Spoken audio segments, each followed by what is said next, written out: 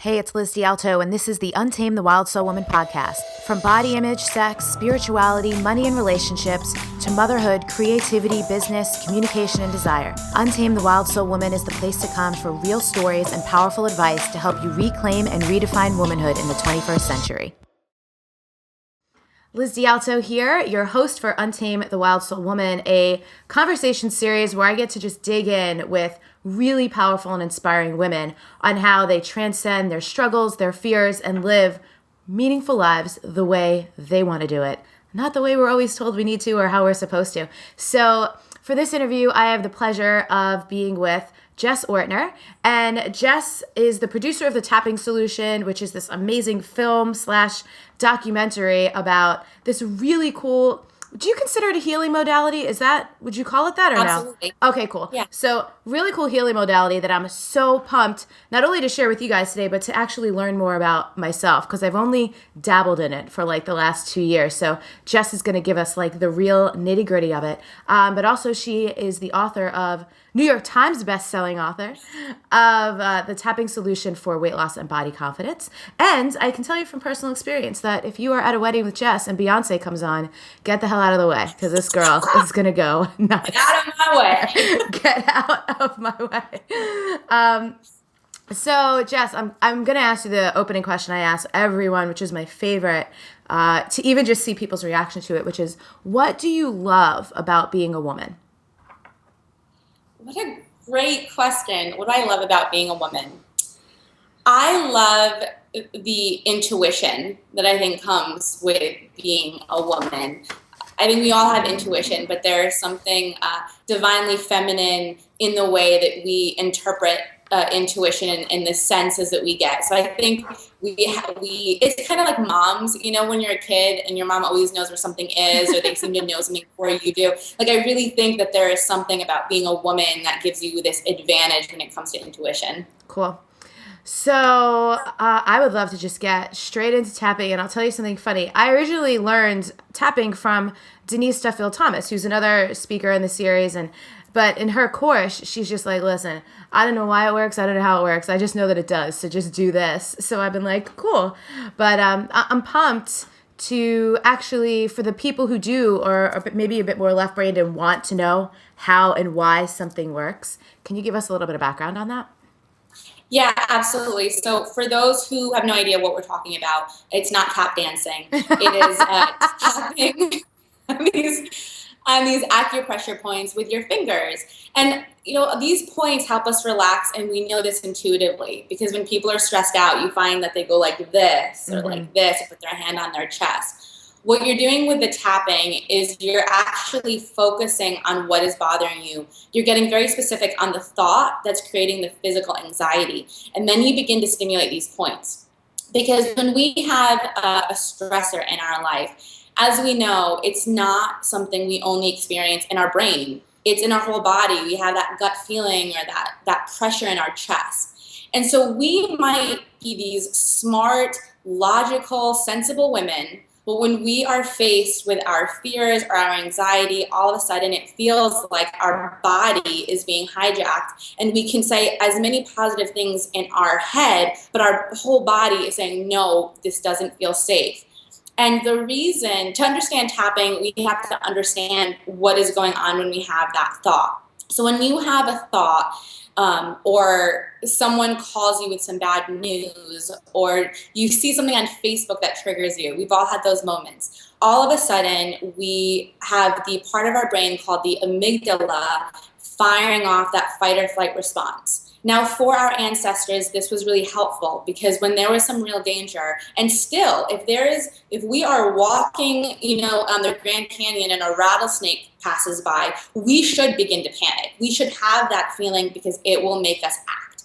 The challenge is when we see something on Facebook, someone says something, or it's late at night and we start thinking a thought, we go into that same state of panic, yet in reality we are safe. But the body is responding to that thought as if we're physically not safe. So in order to feel like we can begin to feel empowered again and let go of that thought, we have to begin to target the physical response that we're having, and that's what the tap-in does. When you focus on that thought and you stimulate these acupressure points, a calming signal goes from the body to the brain, letting your brain know that even though you have that thought, it is safe for you to relax. Because it's not the thought that's bothering us, it's our reaction to the thought. Because have you ever had an ex and it's, you know, near the beginning of a breakup and someone brings up his name, and just hearing his name makes your whole body go into some kind of response. Yeah. Then a few years later, you're happy in another relationship, like time's moved on, and someone says their name, and you just are like, oh yeah, like, and then you realize, wow, I didn't have the same physical reaction. That is why we have to look at the physical reaction we have to words and thoughts, because it's not the words or the thoughts themselves that are holding us back. I'm super excited, even more excited about this after that explanation, because like I'm a huge fan of the work of Byron Katie. Are you familiar with her at all? I am, yeah, she's great. And in Byron Katie's work, she disarms thoughts as well. But I mean, you know me, I'm a body person, very like sensual, somatic. So this physical component to disarming the thought is amazing. Keep going. Yes. Well, and you asked me before, is it a healing modality, right? And I want to address that because I decided to make a documentary film about this with my brother because we saw that people were using it all over the US, Germany, England, and they were writing about it and people were getting great results. But when you tell somebody else that it helps you with not only anxiety, but with back pain and headaches and insomnia, there's a lot of skepticism that comes up. And obviously so, because how can one modality work on so many different things? This modality works on stress. And the reason that we're dealing, many times the reason that we're dealing with those headaches and that back pain and that insomnia is because of the stress.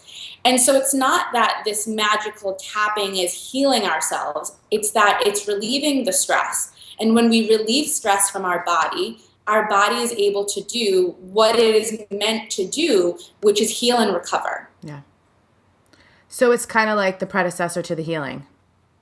Exactly. You're the one doing your healing. Your body is constantly trying to heal you. But if you have that adrenaline, that overproduction of cortisol, all of that stress, you know, when we are stressed, we have a hormonal cocktail that is poisonous to our body. We get rid of that poison, we're able to really begin to flourish and to thrive. And, you know, I wrote a book about weight loss and body confidence because I saw incredible results there. And the next book my brother's coming out with is pain relief because we see amazing results there. So it works so well because when you focus on the body is a miraculous machine, a miraculous thing that miracles happen. That's why it seems too good to be true. It's not that the technique's too good to be true, it's that your body is just a miraculous thing. Yeah, that's so cool. Okay, so can you give us the rundown? How does it work? Absolutely. Okay, so when you, let me start by showing you where the tapping points are, and I'll walk you through the process. So the very first point is on the side of the hand, and it could be, so this is a karate chop point, and it doesn't matter what side of your body you tap on. So this is the first point, the karate chop point. The next point, the eyebrow point. You want to just take a few of your fingers and tap where the hair of your eyebrow begins. Perfect. And then you're going to follow that bone until you're on the side of the eye, and you're going to tap on the side of the eye. So sometimes people get mixed up and they tap kind of far back on the temple. It's really on the bone. And then you're going to follow that bone again until you're underneath the eye, then underneath the nose, the chin point, which is the crease between the lip and the chin. Perfect. Then the collarbone point. So if you feel that U shape of your bone and you go down an inch and over an inch, you're going to hit the spot. You can tap on either side. Sometimes, you know, people like to use their whole hand, and then you'll know that you're stimulating the point. The next point is under the arm, and it's a hand width from your armpit. So it's right where your bra strap lies, like in the middle of your bra strap, right down here, and then on top of the head. And this is where a lot of the meridian points meet up. So it's a great place to end. And one of the things I always share when I teach people this is this is great for children. Kids love this. And my mother is a school psychologist, uses it all the time, but kids will start making monkey noises when they get up to this point. So we're fully aware that it looks silly to start going like this and like this, but give it a try. Yeah. Cool. And actually, it's so cool to have you go through those points because, like I said, I originally learned it somewhere, and then I think I had a session with someone once, and there's all these other points or misconception. Like, I've been tapping here, like in the middle of my forehead, not here. But see, there's acupressure points all over your body. Okay. And so these are the 9 that they found to be really effective together, but it doesn't mean that other points aren't great. You know, people like to do the wrist point. Mm-hmm. They like to do there's meridian points all over it. These are accessible and they kind of follow a pattern. They're easier to remember. Yeah. So cool. It is such a forgiving process. I remember I learned tapping. I had a huge breakthrough, and then I forgot about it. It was one of those things where it came into my life when I needed it, and then I just went on with my life. And it wasn't until I was going through a breakup, and I had moved back into my parents' house, and I remember crying, and I was trying to not cry loud. I didn't want my mom to hear me crying. So I was kind of trying to muffle my crying and feeling like I have to do something just to calm my body. And I didn't remember all of the points, but I remembered the collarbone point. And so I just tapped on the collarbone point while I allowed myself to express how I was feeling. And I felt huge levels of relief. And so even just remembering, I know a lot of people, when they're in public, you can't do the whole thing. But I had someone write in that they were in a courtroom and they just used this point, or they used the side of their hand. But these points are so powerful even on their own, and it's a really forgiving process. Cool. So let me talk you through how the traditional tapping works. Cool. So I want to talk you through what's called the setup statement first. The setup statement is what sets us up for the actual tapping. The setup statement is even though, and you state the problem. So even though I feel all this anxiety around this project, or even though I'm scared of making the phone call, or even though just saying whatever the issue is, the more specific, the better. Say, even though I have this problem, I love and accept myself, right? I deeply and completely love and accept myself. This is when a lot of people go, wait a second, you're getting woo-woo on me. This is weird. I don't actually believe that's true. What does this have to do with the meridian points? And I have seen over and over again the power of this, the setup statement. People can do, if you suddenly get rear-ended and you're in the car, you're panicking, you can just tap because you're already having the thought that's triggering the physical response. And so you don't need to say anything, you can just tap. But when you're doing that inner emotional work and you really want to make some major breakthroughs, I have found that there is just such power in the statement. Because we often, we live in a culture that tells us if we can just step up and push, then we'll have our breakthrough. And it's often the opposite. We are fighting against something. And as the famous saying goes, as whatever you resist persists. Mm-hmm. The moment that you can say, even though I feel miserable right now, and honor the way that you feel, I am okay. I accept myself. Just affirming that you are okay. There is such freedom in that statement. And it also allows you to have a more honest conversation with yourself. We are so scared to admit how we feel because we're scared that means something about ourselves, or that we're suddenly means we're a bad person. But if you could say, even though I am so angry, I am furious, I love and accept myself, there's a lot of freedom in that. So you say that 3 times as you tap on the cryo tap point. Then you tap on the rest of the points while giving a voice to how you feel. So it's not about this like angelic, perfect language. It's about the phone call you give to your girlfriend, not any friend, your best friend that you swear to, that you truly admit how disappointed you are, how angry you are. You give a voice to that feeling that you had been too ashamed to admit that you feel, and you begin to tap on the acupressure points. Another important thing to do before you actually begin to tap is to measure yourself on a scale of 1 to 10. So say you're dealing with anger. Say, how angry am I on a scale of 1 to 10? 10 being the most angry I've ever felt, 1 I barely feel it. The reason it's so important to do this is 2 reasons. One is I have worked with clients who I will tap with them, And then I'll be like, how do you feel? And they'll go, well, I'm not actually angry at all, but I don't think I was even that angry. Oh. And now I'm like, there was steam coming out of your ears. Because it works so well, it's like we kind of disconnect. And I think it's empowering to see the progress. The other reason it's so important is that sometimes you tap and you only shift from a 10 to a 9 or a 10 to a 7. But that's huge. You're tapping at acupressure points, and in minutes, you're beginning to see your stress begin to go down. And that's very encouraging to help us stick with it. So it's great to measure ourselves. I love that. So, yeah. Oh, I did. I wanted to say something. I want to overemphasize how great that piece of like saying the problem, the pain, the anxiety, the feeling, because I think so many people in like whatever it is, self-help, personal development, spirituality, bypass anything negative. They want to go like straight into gratitude or straight into finding the silver lining. And I think that's why I think that actually prolongs it instead of being like, no, like I feel like shit right now. I know it does. And unfortunately, there's so much shame around how we feel. And especially those who, I used to be someone who I would never allow myself to get angry ever. Yeah. And, if someone punched me in the face, I would apologize for my face getting in the way of their fist. And I would be like, I hope that your hand is okay. Like I just was the biggest pushover, did not allow myself to ever get angry. And when I was 18 years old, I got a blood test, and it was actually a Tony Robbins event. It was a life mastery in Fiji, and they take your blood and they show your cells. And your blood cells are supposed to be these like plump little things that just bounce off of each other.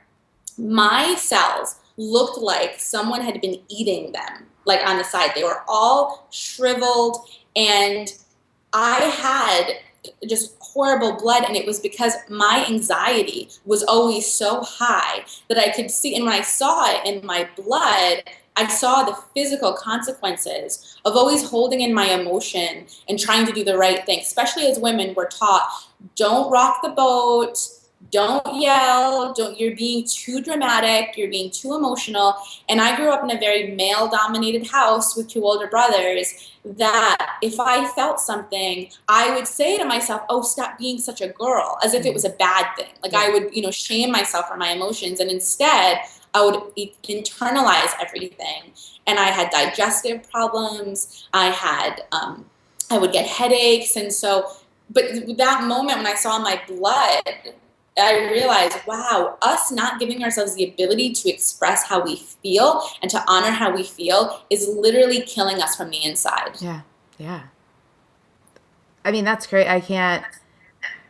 And that was like a dramatic event, like I love Danielle Laporte goes, I don't need a car accident. A hangnail is fine for me. Like in our lives, like we just don't. That's amazing. Like that had to happen to you, and you're lucky that you were so young to be like, oh, I got to make some changes, But yeah, I think on a regular basis we do. We like run, push so hard, try so hard instead of being like, yo, let me just calm down. So this is great. Keep going. So we have our setup statement. We say it 3 times at our karate point. And then, so when you said, and then you just go through the emotions, what do you do on the rest of the points? Okay, so why don't we actually do some tapping ourselves, and everyone can have an experience. So cool. Let's deal with something very simple. Let's just deal with the pressure of having too much on our plate, anxiety. Cool. Okay, we're just going to go with basic anxiety. And everyone that's listening, I want you to kind of move your body around and notice if you feel any tension. Maybe it's in your shoulders, in your chest, in your stomach, in your head, but where you might feel like you're holding some kind of anxiety. Give that physical feeling a number from 10 to 1. And again, if you are dealing with actual full-blown physical pain right now, just make the intention to focus on that. Give it a number from 1 to 10. And then also what we're going to do is I want everyone to say the statement, I'm so overwhelmed. So say I'm so overwhelmed to yourself or in your mind.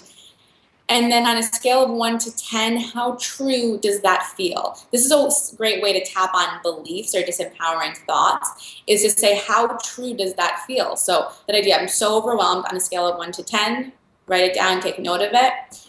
And let's just say we're going to do the example of saying, I feel pressure in my chest, that our anxiety shows up in our chest. Even if you're listening to this and it's not in your chest, just by saying the words and tapping along with the intention of working on your body, you're going to get what's called borrowing benefits, and you'll be able to see a shift. So everyone, tap on the side of the hand and repeat. And so Liz, repeat after me, and everyone that's listening, also repeat after me as you tap.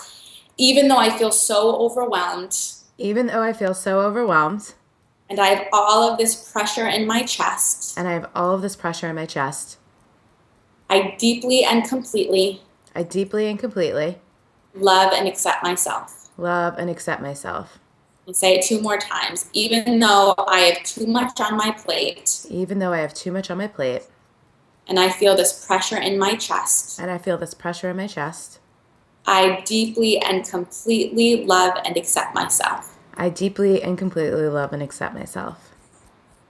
Even though I have all this pressure on my chest. Even though I have all this pressure on my chest. All these things that are weighing on me. All these things that are weighing on me. I deeply and completely love and accept myself. I deeply and completely love and accept myself. And I give myself permission to relax now. And I give myself permission to relax now. Okay, now we're going to tap and we're going to give this all a voice. So eyebrow point. There's too much on my plate. There's too much on my plate. Side of the eye. It's too much for one person. It's too much for one person. Under the eye. I am trying so hard. I am trying so hard.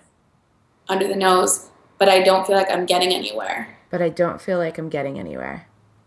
Chin. And I feel so frustrated. And I feel so frustrated.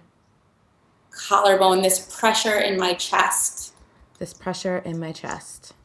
Under the arm, this heaviness in my heart. This heaviness in my heart. Top of the head, I try so hard. I try so hard. Eyebrow, and it never feels good enough. And it never feels good enough. Because it's too much for one person. Because it's too much for one person. Under the eye, and I'm so overwhelmed. And I'm so overwhelmed.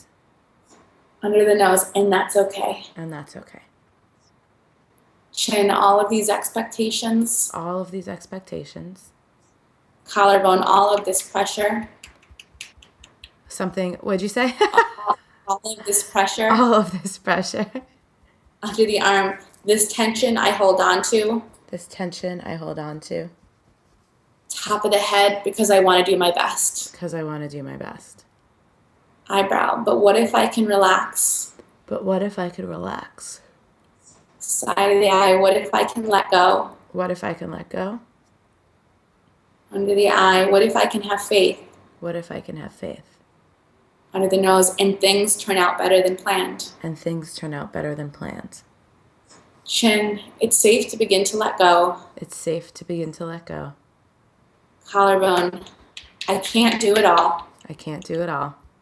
Under the arm, and that's okay. And that's okay. Top of the head, it's safe to let go and trust. It's safe to let go and trust. I'm exactly where I'm meant to be. I'm exactly where I'm meant to be. Okay, take a deep breath in. Till.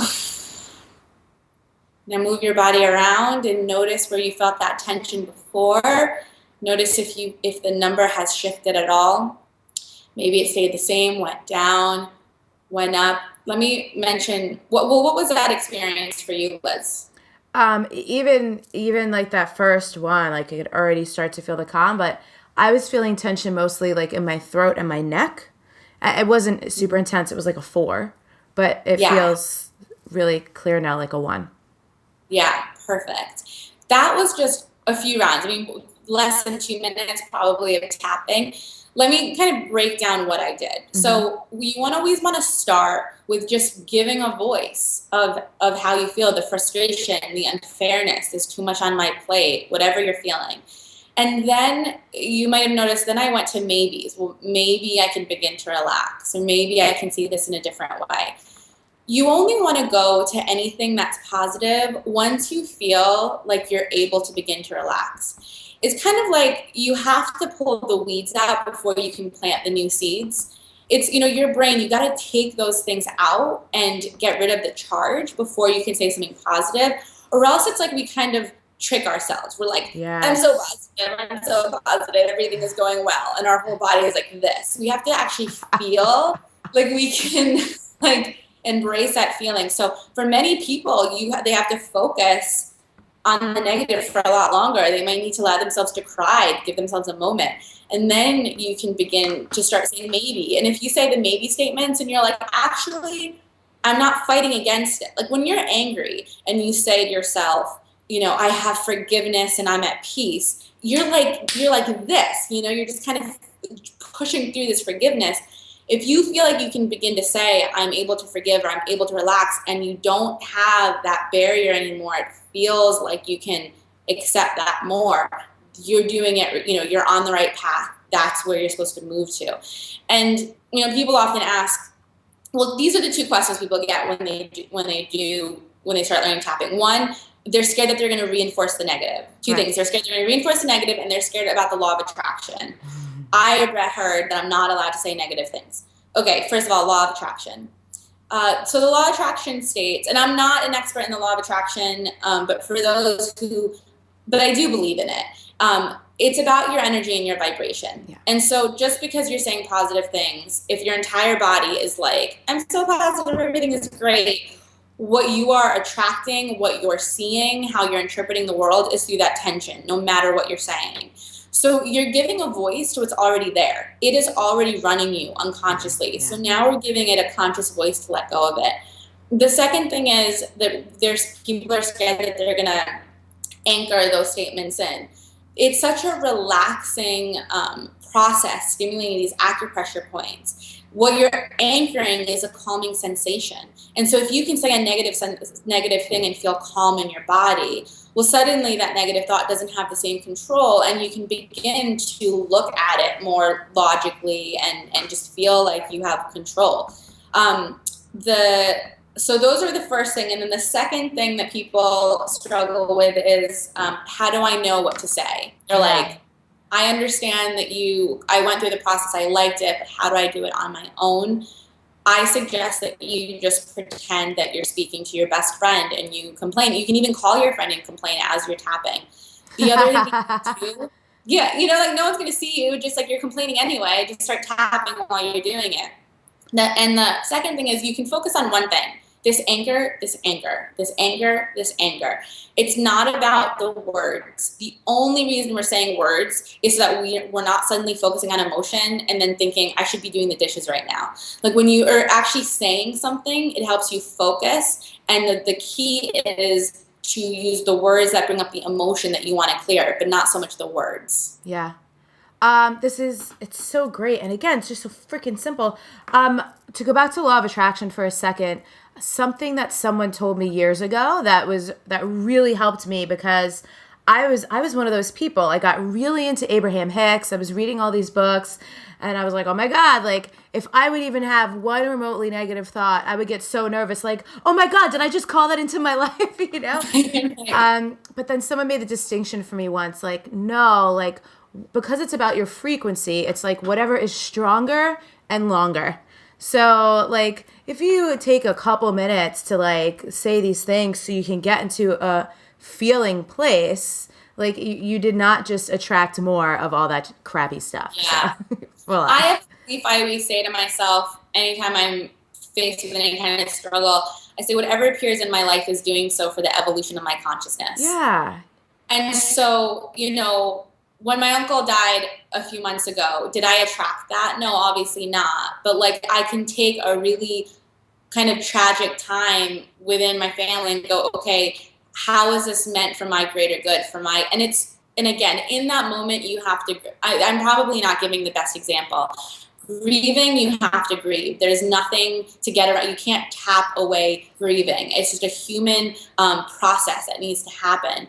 But the challenge is when you lose someone or something kind of tragic happens in your life, it's all the other emotions that come in that kind of sneak in.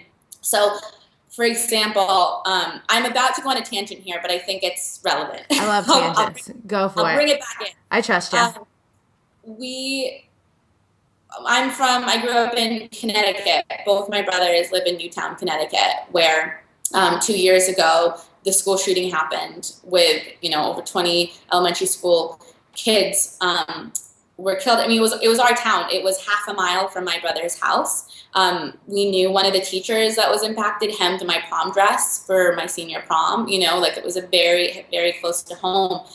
My mom is an elementary school psychologist who actually worked with Sandy Hook to create the plan in case there was ever a school shooting, thinking that it would never happen in a million years.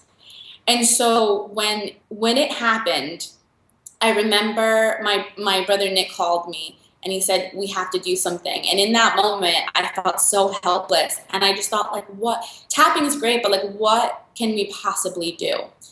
And a few years ago, we had heard of this woman who had gone to Rwanda. She's a trauma specialist. She had gone to Rwanda by herself and was in this orphanage with all these kids who had lost their parents in the genocide. A lot of them still had literally physical scars from machetes, from just barely surviving. And she became completely overwhelmed because she thought, how can I help all of these people? And she had learned tapping. And so she began to teach the elder kids how to do the tapping. And what they would tap on is they would tap on the feeling of hopelessness in the moment, that feeling of anxiety in the moment, that when you're grieving, you have grief, but then you also have other things coming in your environment. For Newtown, we worked with a mother who lost her son, and every time the phone rang, that same phone that she found out the news, her home phone, it triggered that response. And so suddenly our brain has that thought, goes into that fight or flight response. And will she always grieve her child? Of course. Will these kids always grieve their parents? Of course. But if we can begin to look at the things that are creating that kind of trigger in that moment and begin to use the tapping, that's when we're going to have really amazing breakthroughs. And, when things happen in Newtown, we ended up calling Lori from Rwanda, and she came and moved in, worked from my brother's basement, and we began to work with the town quietly, and it just spread. We started working with the medical examiners and the teachers and then some parents, and it's been 2 years, and we created the Tapping Solution Foundation, and we continue to do the work there. So what I initially I thought this was just a great self-help tool, and it is, but I didn't realize the magnitude of really what an individual can accomplish when they give themselves the opportunity to allow themselves to feel what they're feeling and to begin to comfort themselves and have that just physical relief that's so important. And since then, we created a film about the work. Well, Lori actually created a film about the work in Rwanda and in Newtown, and how, and like one last thing I want to share is JT was this 13, 14-year-old boy who lost his brother. And he stopped speaking, he stopped going to school. Well, we got him on the phone with the kids in Rwanda. And the kids in Rwanda talked to JT about what it was like to lose their parents. I'm just going to cry. You just keep going. Yeah, and said to JT, don't let anger steal your heart. And there were these two worlds where we realized that we are not so different. We feel such anger and such grief and such sadness. And when we begin to honor how we feel and we come together, it's when miracles happen. And there we have footage of these kids in Rwanda teaching JT how to tap and telling them how they began to use it. And that's when JT, this young boy who just would never really pay attention to anyone and was completely disengaged with the world, was so engaged. Then he went off and began to raise money, and he raised enough money with his friends to send Betty, who taught him how to tap, to go to university. I mean, that was a tangent, but you can see why. But it was so good. But you can see the power and the spirit behind this. Yeah. And I feel like there's a movement going on, behind this technique. And it's really just, this technique just supports us to be more human and to be more vulnerable. And as women, this is what we intuitively do. This is who we are. And we push it aside and we look at it as a weakness. And it's what the world needs more than ever. Totally. Thank you. So freaking good. So this is an amazing and super beautiful crash course in tapping. But I want to, just to wrap up, come back to the topic of Untame the Wild Soul Woman, because it's just so fun. You've spoken about all these breakthroughs, and this has been like your primary modality. But I'd love to just know, under that topic, is there anything else, just it doesn't have to be related to tapping, that you'd love to share with the audience? Yeah, I want to talk about body confidence for just a second. Yeah. Because there is this movement of embracing our body. Yeah. And we are reading about it, we're hearing about it, and we want it. We want it. We want to feel comfortable in the skin that we're in. And there are moments where we feel comfortable in the skin we're in. And the reality is, too, is that we live in a culture where we feel like we're so defined by how we look. And we have, the judgments. I mean, I remember as a kid, I wrote about this recently. I wrote a blog post about Thanksgiving and how certain people push your buttons. And I had this uncle who'd always comment on my weight. And even when he told me that I looked like I'd lost weight, I would scream inside, can you please not make my body a topic of conversation? And my body and my weight was just this massive open wound that I was walking around with. And if there was any kind of unflattering picture, or if I didn't feel good in a dress or something, it was just, I would spiral emotionally out of control. And I knew, I wanted to feel confident. I wanted to feel womanly. I wanted to feel good in a body that isn't the standard, stick thin figure. But the reality of doing that felt so impossible because I'd always feel triggered. And I am bringing it, and this is why tapping was so good for me and continues to be good for me if I ever fall into a vulnerable moment, is that there are things that we know we want to feel. We know we want to feel confident. But the reality is, in that moment, right before going to that wedding or standing up on stage, and we look in the mirror, and if we don't like what we see, we begin to have a very physical reaction to it. And it's fear. And if you have a struggle with your body confidence, we begin to blame everything on our body confidence. So we begin to blame everything on our body, our dating, our career, everything we think has to be blamed on our body. And in reality, our poor body is just taking responsibility for our fears. It's not that we're not good enough. It's that we're scared to be good enough. We're scared to stand up in the skin we're in. And so instead we just blame our body because it keeps us safe. We live with this excuse that holds us back.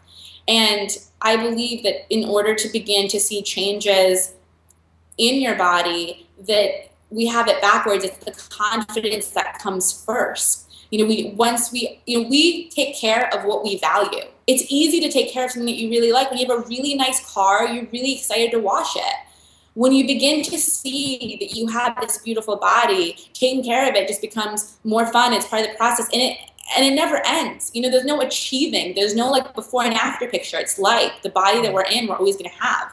And so we have to begin to bring in some kind of either tapping or meditation anytime we feel like we're being triggered by our own body. And it's a process. But once we do that, we do begin to, I've seen people begin to lose weight, but more than that is they stop putting their life on hold. Yeah. And they begin to realize that the weight never was stopping them. Their body was never stopping them. And there are people who are body conscious, who are super skinny and overweight. Literally has nothing to do with how much you weigh. But as women, I think that our bodies are this big open wound that needs to be healed. Yeah. And we need to find those moments where we feel triggered, and we need to begin to apply the tapping in those moments. And then those moments become less and less frequent, and we just feel like we can own our body. We can be in our body instead of feeling like we're constantly fighting it. Yeah, I love that so much. The other day, I was interviewing Megan Watterson, and one of the things that she said in the context of even spirituality is to start treating like the body and the mind like they're equals. Or like, I'm sorry, not the body and the mind, the body and like whatever, spirit, source, whatever anyone believes in. Because we create this separation. And like you're saying, you blame the body. You don't really blame, like when you think of my higher self, you like put it on this pedestal And then you're like, Yeah. and this is my shitty human body. And like, you're right. We just drag her through the ringer, blame her for everything. And here she is, as you demonstrated so amazingly with the stories and the technique of tapping. It's a miracle machine. It's really a miracle machine. And our body is constantly trying to keep us safe. Yeah. And that's what we have to understand. Now, even if we're not friends with our body is our best friend. Our body is constantly trying to do its best. And a lot of times we're under so much stress and self-criticism. It's like, how can a child really thrive when there's someone constantly belittling them? Yeah. So that's what I would say is imagine your body as a child. And you think that in order to get your, butt into gear, you need to be mean to yourself. Does that work with a 5-year-old? Does someone really begin to thrive and become this great adult when they're constantly being pushed and being told they need to be better? Is that actually love? Is that actually helpful? And so it's about catching yourself in that moment. And then again, with the tapping, you're able to then have that physical response. So it's not just something logical. You begin to feel calmer in your body. That's where it all starts. So good. Thank you. Thank you. So I want everyone to check out your website. It's jessica-ortner.com. Yeah? It is. But you can check out thetappingsolution.com. Cool. We have a lot of blog posts, a free tapping CD for stress relief, and that's where I put most of my content now. Oh, okay, cool. And then and her book then is The Tapping Solution for Weight Loss and Body Confidence. And I've had it for months, just sitting there. This feels like something just super practical and easy to access. A lot of these interviews, again, are deep, really excavating spirituality, personal development, going inward. And this is a great, I don't believe any modality is better than the other. Some people are just going to something more than they like something else. But this one's just really simple. Simple. So simple. And you can combine it with everything. I tap a lot of times in the evening because I like to meditate in the evening before I go to bed. And so I'll meditate, I'll tap, and I'll meditate a little bit more. And, you can really combine it with anything. It's incredibly forgiving. So my biggest piece of advice is just to do it. It doesn't matter if you feel like you don't have all the points right or you're not saying the right thing. Just give yourself the freedom to have that learning curve and just experiment with it. Amazing. All right, Jess. Well, thank you so much. Everyone, check it out. Check out The Tapping Solution, and we'll see you later. Awesome. Thank you. Bye. Really be who you are and live your life, because, we spend so many times do I wear this or do I wear this or, do I say this? Should I write this, email this? I get in the word should, but we have so many shoulds, so-and-so wants to eat dinner at this place. But I don't want to. We're just constantly afraid to be who we are and to speak what we want and to do things because we're going to be judged, but you're going to be judged anyway.